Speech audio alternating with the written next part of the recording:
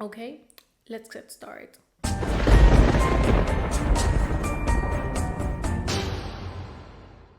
Horror freaks, welcome back to my channel. My name is Amanda. If this is the first time here, don't forget to subscribe and hit the bell icon so you can get a notification every single time that I post a video, and I post every single week. As you can see from the title, today's video is going to be my full review with spoilers of The Sadness. This film just came out on Shudder May 12th and has a little bit of a controversy behind it. Now, as always, my reviews are with spoilers. If you don't want them just to see if this was worth it or not, on the description box down below, there you're going to find my spoiler for review, because I like to give you guys the two options. So giving a little talk and disclaimer ahead, let's get into the video. Now, The Sadness is a film that I found out about because I saw on Twitter some people talking about it and saying that they were not going to watch it because of the trigger warnings. And of course, curiosity killed the cat, and I was like, wait, why it's everyone's skipping this film? And I searched about it. I talked a little bit about this on my recap of the movies that were coming this month, and basically it had a lot of trigger warnings. I think that I'm kind of grateful that I saw it, since this is not a movie that you want to go blind. For sure, if someone goes and watch this movie completely blind without reading the plot or seeing even a trailer, damn, that must be a really weird experience. So this film, I have such an internal conflict when it comes to this review, and why. Well, first, let's get into the plot. Now, official plot of this film is about a Taiwanese couple who attempts to reunite amidst a viral pandemic that turns people into homicidal maniacs. The film is heavily inspired by the Crossed comic book series. This is a series that was published from 2008. You need to keep in mind that the material resource for this film, it's very old. But the film, when you look at it, has a really close resemblance to the COVID-19 pandemic comes to the media. Now, the film, it's 1 hour and 40 minutes something long, which in my opinion, I think that it's a little bit too excessive long for the plot. Now, I'm going to be dividing this review into the things that I like it and the things I dislike it, because I have both. This is why I have a conflict. Now, the film is very violent, visually graphic, and also the script. I think that it fits something that you might be thinking, what? When it comes to this type of violence, you need to have characters that are convincing. And how do you convince someone? With the acting and what they are saying, so the script. It fits because it really makes you believe that this is like something that could happen. Now we have the couple that is Jim and Katie. The first 15 minutes is just like the introduction of two of them. They are the protagonists of the film, but let me tell you, they don't matter that much. So we have them at the beginning, he's leaving her for work, and when he returns is that everything explodes. But when she's getting ready, looking on the television, interview of a podcaster with a doctor, and he's talking about this virus that it's similar to rabies and that could be really dangerous to humans, but the podcaster is treating it as if they are exaggerating, even talks with his neighbor, and he's telling that this virus is a hoax and that is not real. Of course, pretty similar to what happened with COVID. This is kind of the treatment that was happening on media, people telling that doctors were overreacting, that the COVID-19 wasn't real, blah blah blah. But like I said, the original material for this film, it's really old. I think that they kind of made it on purpose, who knows. Now, once it passed the 50 minutes mark all the way to the end, it's pure violence all the time. It never really stops, just for maybe 2 minutes, like that's it, but it gets really violent at the moment, and it never stops. I am curious to find how much blood they had to use on this film, because they use a lot. Like, when it comes to the makeup and the special effects, I think that they were great. Definitely is one of the best parts of the film. We have some moments when people is stabbed, and like, for example, we have someone on the neck and the blood is coming like it's almost raining. So I think that adds to the shocking effect. We have a scene on a train that I'm not mistaken, I think that is seen on the trailer, It's a brutal scene. Now, the only characters that really matter besides the protagonist is the what is called the businessman. He meets Katie on the train and she's telling him like leave me alone because he's trying to make a conversation, but she doesn't want to. And he gets infected. Now, they never really specify how people get infected, but we can assume that is of course by making contact with the infected blood, because it's how most people is getting infected when someone gets injured and like blood and fluids, but they never really specify how. But of course, at some point they say that 4.5 million of the population is already infected, which represents, I think that was a 20% of the population at the moment. I don't really remember because it's way later on the film. But basically, a lot of people get infected really, really fast. We have a chase scene of Jim in his motorcycle and a group of infected people. When it comes to the photography of the film, it's really good. The chasing scenes are really good. It really brings the tension because you don't know what is going to happen. Zombie films sometimes can be a little bit predictable, but I think that this one wasn't. But something I want to tell, this is not a common zombie film. Definitely is not. This one go way further than most zombie films will do when it comes to the violence. It's really graphic, like I said. Now, this virus, what is going to make you is going to be a murderer and raper, and basically a brutal person without mercy. Basically, this virus is bringing out that bad side of people without having this sense of morality, if we want to call it that way. So going to have this desire of killing and basically giving torture and all that type of stuff to other people because you want to. That's what is bringing out, and you're conscious. Like zombies, sometimes they don't know what they're doing. These ones, they do. So this is why I don't want to call them zombies, since they're not really the type of zombies that we're used to see. In my opinion, the best character of the film is the businessman. That man did such a good job when it comes to the acting. He's really convincing, and the way that he's talking, like the way that he moves, everything combining with the makeup, everything. He has some lines that are really like uncomfortable. Like the film will make you uncomfortable. It definitely did for me. Like I didn't enjoy watching the film, but I cannot say that the film is bad because that wouldn't be true, and that's when my internal conflict comes. I don't think that the film is bad. I think that the film is disturbing.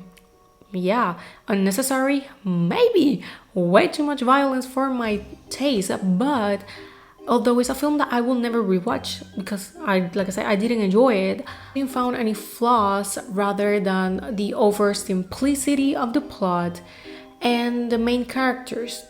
You don't care about them, seriously. The outcome of their story and their journey trying to be together once again is like, oh, that happens. I was expecting a little bit more on that side, but it wasn't predictable what happens to them. Comes to the businessman, he's basically chasing Katie all throughout the film. He's really, like I said, really uncomfortable character. The film is 1 hour and 42 minutes, and this is something that I don't feel like was completely necessary to be such a long film, since like I said, it's way over simple, the plot. Usually zombie films have some type of social commentary behind. This one, when it ended, what was the point? Because if it's talking about COVID, I mean, if that was it, I mean, why? I mean, we have other ways of making a film about a pandemic, but of course the film is not precisely based on that, although kind of fits. So if you want to go a little bit deeper, in my opinion, the film is not that deep. For me, it's pure violence just for the sake of entertainment, and that's questionable, the reality. But if we want to go deep and like maybe give it more thought, my way to seeing it, this film is a criticism to human behavior when it comes to this. Like I said, this virus is going to make you wanting to do things, and you're not going to stop yourself. You're not going to stop yourself and think, I shouldn't be doing this, this is wrong. No, you're going to kill and do all that stuff because you want to, gives you pleasure.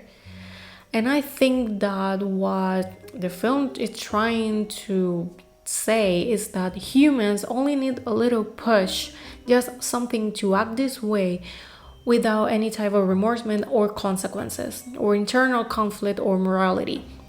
That's my way to saying it. We want to go that deep, but in my opinion, the film is not that deep. So that's why I have such an internal conflict. The film is just violence and it's quite disturbing, and just for the sake of entertainment. There's not really a message behind it. The ending was a little bit maybe disappointing, not predictable, but I was expecting more, since by the end of the film Katie kills the businessman. She's not infected. She is presumably is immune to the virus. She's even injected with the virus by a doctor because he had agreement with the government that they were going to take him away from the hospital, that the movie basically ends. And he has Katie with him. He confesses that he has some babies. He killed them all, and he tried to inject them with the virus so to see if someone then became immune. Didn't happen, so he killed all those babies. He wasn't infected, so he did it just because he wants to, and he even says that he liked it doing it. And we have Katie that is immune, and she never really gets infected. Now the doctor gets killed. She kills the businessman, and when she's about to leave, Jim appears. They at some point are able to communicate each other, so of course he knows where she is, but he's infected. And basically she asks him, how do you feel, how it's feeling being infected? And he's like, wonderful, and this is my purpose. You are my purpose, because I wanted to find you and then to kill you. He describes what he wants to do with her, and I'm like, romantic. And she starts like crying and like screaming, and you could be thinking maybe she does get infected, or maybe she's just insane at this point because it's been a really rough day. She gets out of the hospital by the roof, and you can hear the gunshots, and she gets shot. So she never really got the chance to like prove like she was immune, and like her blood could be helping for a vaccine or something like that. And basically the film ends with Jim looking straight to the camera. His eyes are full black, and he's like laughing, having a smile, full on blood, and like breathing like he's enjoying it. And that's it. So like I said, I was expecting maybe him dying, or maybe staying there infected, maybe she leaving. I don't know if a sequel will ever be coming. I don't think that they should. The reality is I think that the film really works for a standalone film, so I think that they should just leave it there. When it comes to the rating of this film actually has a 100% audience score in Rotten Tomatoes and a 91 when it comes to the critics. So the film has really good critics, and like I said, for a very good reason. The film is not bad. The only downside for me is the oversimplicity of the plot, like I said. So for that, I'm taking out points. But when it comes to the characters, the script, the makeup, photography, the music placement, and the soundtrack, so well done that it was impressive. The only thing are the main characters, that you don't care about them. You don't really get to connect with them. I didn't even feel sorry for both. Like seriously, I didn't. And the businessman was, like I said, the best character. He did such a good job. He is the best character out here. So this film, it's weird to say it, but it's 4.5 out of 5 and a 9 out of 10. It's not perfect just because of that, because if not, it would be almost a perfect horror film. It's brutal, it's disturbing, it's torture. I mean, in my opinion, it's one of the most disturbing films I have seen in years. Since I have seen a lot. I have an older video talking about the most disturbing horror movies I ever seen, but those movies I saw them basically when I was a senior in high school, almost first year of college. I graduated college a year ago, and so basically I was like 17, almost 18 when I watched them, and now I am almost 23, so it's been a while, and I watched them basically on a really small spare time. I don't know why the hell I did that. I just saw the picture of the iceberg and I just watched them. Curiosity killed the cat, that's the only excuse I have for that. But this one definitely adds to the list of the most disturbing horror films I have ever seen. So it's an older video, maybe I can redo it since I have a few that I can add or maybe change a little bit the list. Let me know if you're interested in hearing a better version of it, since the video is old and I know that the quality is not good at all. I know for a fact that the quality, especially the audio, is awful. So I think that this is old. Like I said, it's a really internal conflict since I didn't enjoy the film, but I can't just give the film a bad review just because I didn't enjoy it, but the movie was good. You get me? Like, I acknowledge that the film is not a bad film. It's just not my thing, but just because it's not my thing, that doesn't mean that it's bad and maybe someone else will enjoy it. I have seen comments of everyone enjoying the film a lot, so maybe you did it too. And well, I think that this is all. Thank you so much for watching. Let me know what you thought about this film. Do you watch it completely blind? Do you know what you're getting yourself into? What you thought it is the most disturbing you have ever seen, or it's even more? For me, it's not the worst one.